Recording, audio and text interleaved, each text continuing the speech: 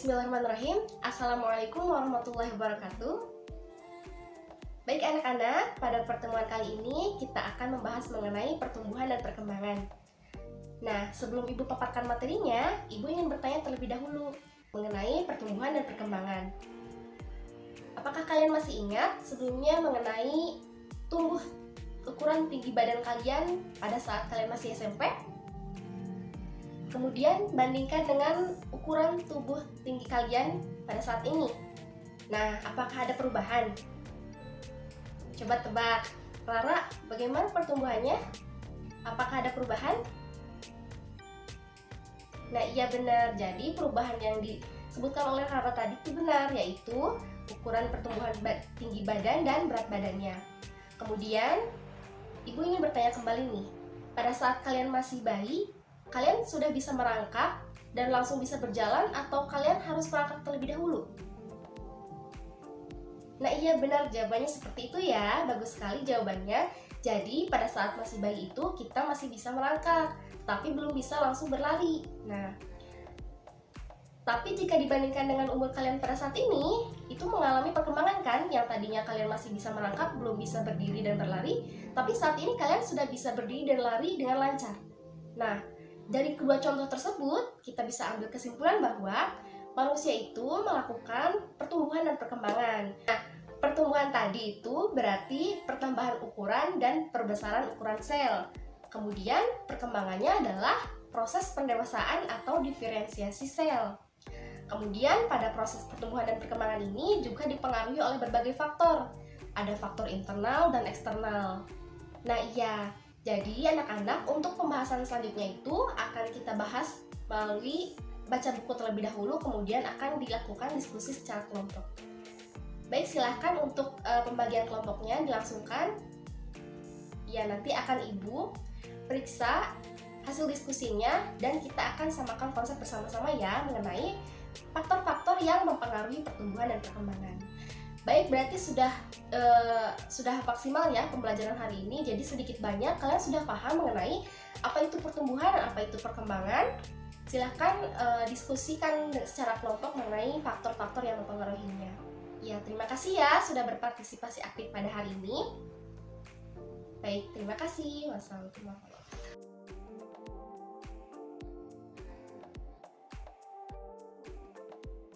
Baik anak-anak, perlu kalian ketahui bahwa mengalirnya darah di dalam tubuh kita ini memiliki sistem yang teratur dan karakteristik tertentu. Karakteristik tersebut yaitu seperti yang pertama, peredaran darah kita ini merupakan peredaran darah tertutup karena darah hanya mengalir di dalam pembuluh darah saja.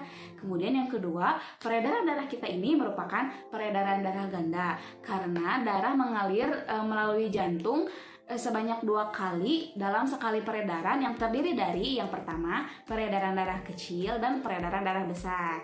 Nah sekarang Ibu mau tanya nih, siapa yang tahu? Siapa di sini yang mau coba jawab gitu? Apa perbedaan antara peredaran darah kecil dan peredaran darah besar? Siapa? Ya silahkan Salsa. Ya, betul sekali jawabannya. Jadi peredaran darah kecil ini merupakan peredaran darah menuju ke paru-paru dan nantinya itu akan kembali lagi ke jantung. Kemudian peredaran darah besar ini merupakan peredaran darah yang dari jantung ke seluruh tubuh lalu kembali lagi ke jantung. Ya, seperti itu. Nah, sekarang Ibu akan memberikan tugas kepada kalian. Silahkan kerjakan di bangku kalian masing-masing. Ibu akan memberi waktu 10 menit. Coba ini ambil ke depan. Dibagikan saja ya oleh ketua kelasnya. Nanti bagiin ya ke bangku masing-masing. Ya, terima kasih. Ya, bagaimana Rara? Apakah bisa menjawab pertanyaannya? Ada yang ingin ditanyakan? Ya, ini nomor 1 sama nomor 2 sudah tepat ya. Ini paling nomor 3, coba deh kamu buka lagi ya buku paketnya halaman 120. Nanti kamu bakalan nemu jawabannya. Baca lagi ya. Coba ya baca lagi. Nanti kalau misalkan kamu ada yang ingin ditanyakan lagi, boleh langsung tanya aja ke Ibu ya. Ya, semangat. Ya anak-anak, waktunya sudah habis. Silahkan kalian untuk mengumpulkan jawaban kalian ke depan. Nah, bagus. Terima kasih. Wah, ini jawabannya sudah bagus-bagus ya. Memang murid-murid ibu pintar semua. Ya, baik. Jawaban kalian akan ibu nilai di rumah. Nanti minggu depan pertemuan selanjutnya akan ibu bagikan. Nah, karena waktu sudah menunjukkan pukul 10.30 menit, maka kita cukupkan saja pembelajaran hari ini ya. Ayo, ketua kelas tutup dengan doa. Ya.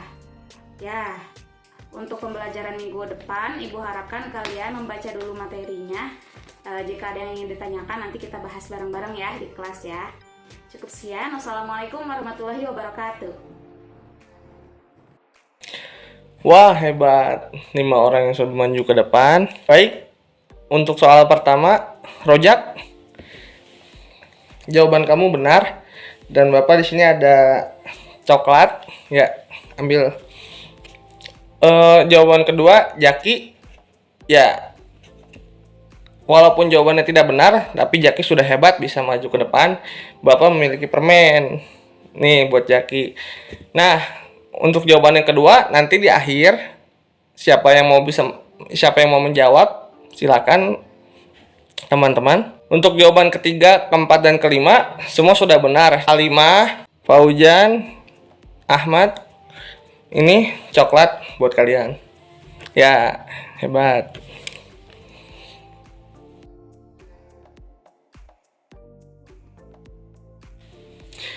Nah, anak-anak, di depan sudah ada 5 soal. Bapak mau salah satu dari antara kalian menjawabnya, tapi untuk cara menjawabnya dengan cara nanti dari setiap bangku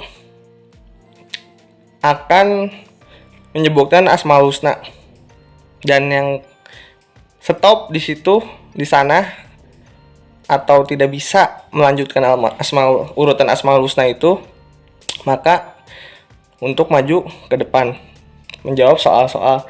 Jangan takut salah anak-anak. Dan untuk yang jawabannya benar, Bapak ada hadiah. Oke. Sekarang baik, semua bismillah. 5 awal Asmaul Husna, mari kita bersama-sama. Ya Allah, ya Rahman, ya Malik, ya Kudus, ya Salam. Lanjut. Ya Muhaimin, ya. Baik anak-anak, pada pertumbuhan dan perkembangan yang ada pada tumbuhan, yaitu dia melalui 3 tahap. Ada perkecambahan, ada pertumbuhan, dan ada perkembangan. Nah, di perkecambahan ini ada 2 jenis tipe perkecambahan. Ada epigeal dan ada hipogeal. Nah, ada yang tahu perbedaan dari 2 tipe jenis epigeal dan hipogeal ini? Saya Bu. Silakan Mufid.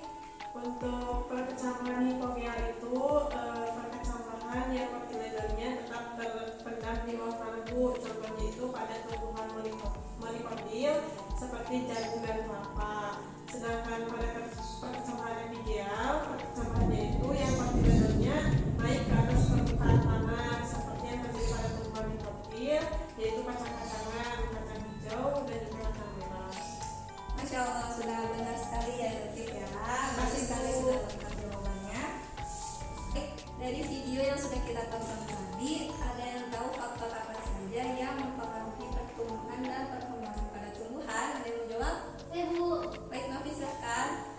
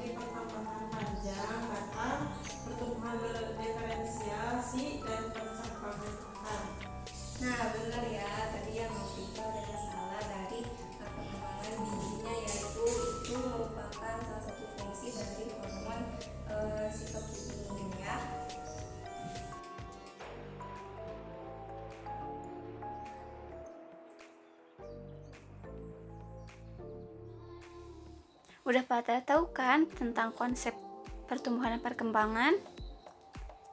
Nah, untuk lebih ingat lagi, kita perkuat lagi ya, dimana pertumbuhan ini adalah suatu proses bertambahnya ukuran atau volume ataupun jumlah suatu sel pada suatu makhluk hidup. Nah, sedangkan untuk perkembangan itu sendiri adalah proses menuju kedewasaan atau kematangan fungsi organ, dimana kalau pada tumbuhan itu ditandakan dengan adanya buah yang menandakan bahwa pohon tersebut telah matang fungsi organnya. Nah, untuk dalam perkembangan dan pertumbuhan ini ada nih yang berawal dari biji, dimana yang berawal dari biji ini akan menuju proses perkecambahan. Ada yang tahu nggak sih apa itu proses perkecambahan? Saya, Bu. Ya, boleh Nadia, apa? Perkecambahan itu adalah berakhirnya proses dormansi biji, Bu. Betul sekali Nadia. Jawabannya ya, jadi proses perkecambahan ini adalah berakhirnya masa dormansi biji. Apa sih dormansi biji itu? Dormansi biji adalah masa inaktifnya suatu biji. Bagaimana nih tugas kalian? Nah, Ibu sangat senang karena kalian telah melaksanakan tugas ini dengan sangat baik. Nah, boleh nih kan kalian pada minggu kemarin sudah meminta untuk belajar di luar kelas. Nah, boleh untuk minggu depan kita akan melaksanakan pembelajaran di luar kelas ya, yaitu dengan mengobservasi langsung di lingkungan sekolah. Ya.